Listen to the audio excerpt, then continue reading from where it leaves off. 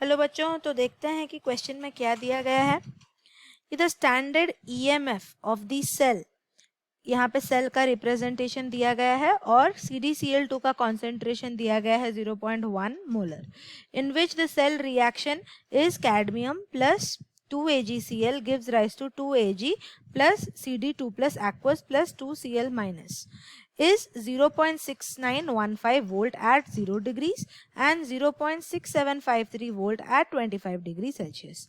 The delta H of the reaction at 25 degrees Celsius is dash. तो पहले देखते हैं कि इस क्वेश्चन को सॉल्व करने के लिए हमको जो की कॉन्सेप्ट की ज़रूरत है वो क्या है। तो की कॉन्सेप्ट इस क्वेश्चन का ये होगा कि हमको गिब्स हेल्महोल्ट्ज इक्वेशन का आइडिया होना चाहिए। तो देखते हैं कि गिब्स हेल्महोल्ट्ज इक्वेशन क्या है। गिब्स हेल्महोल्ट्ज इक्वेशन ये जो है ये रिलेशन देता है डेल्टा एच और चेंज इन ईएमएफ का रिलेशन देता है विद चेंज इन टेम्परेचर। तो delta H by N F is equal to T into D E by D T at constant pressure minus E. तो यहाँ पे डेल्टा एच तो हमारा चेंज इन एंथैल्पी हो गया।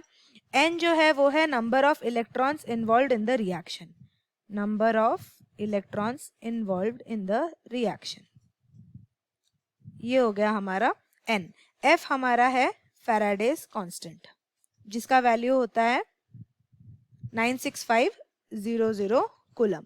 यहाँ पे टी जो है वो टेम्परेचर डिनोट कर रहा है, डी जो है वो है change in EMF, D T जो है वो है चेंज इन टेम्परेचर, और ये जो ई है वो ईएमएफ है एट दिस पर्टिकुलर टेम्परेचर। तो अभी देखते हैं कि क्वेश्चन में हमको किस किस चीज का वैल्यू दिया गया है। तो अगर क्वेश्चन देखेंगे तो गिवन वैल्यूज क्या क्या है। हमको दो टेम्परेचर पे दो ईएमएफ के वैल्यू दिए गए हैं। एक दिया गया है एट टेम्परेचर 0 डिग्री सेल्सियस यानी कि 273 केल्विन पे ई का वैल्यू दिया गया है 0.6915 वोल्ट, और temperature is equal to 25 degree Celsius यानी कि 298 केल्विन पे ई का वैल्यू दिया गया है 0.6753 वोल्ट। तो इसको सपोज हमने T1 ले लिया, E1 ले लिया, और इसको हमने T2 ले लिया, E2 ले लिया। अभी हमको पूछा गया है कि at temperature 25 degree Celsius delta H का वैल्यू क्या है। इसके अलावा हमको ये जो रिएक्शन दिया गया है इससे पता चल रहा है कि दो इलेक्ट्रॉन्स इन्वॉल्व हुए हैं इस रिएक्शन में, तो इसलिए जो n का वैल्यू हो जाएगा वो 2 हो जाएगा, राइट। तो ये सारे वैल्यूज हमको दिए गए हैं। तो अभी हम इसका वैल्यू डालते हैं इक्वेशन में और आंसर निकालते हैं।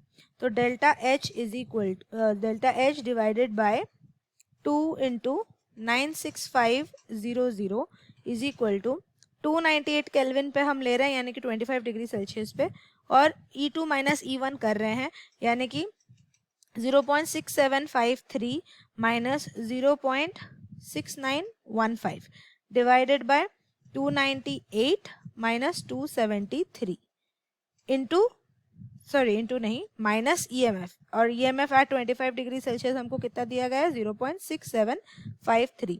ये पूरे चीज को अगर हम सॉल्व करते तो हमारा आंसर आ जाता है -167,501.9 जूल।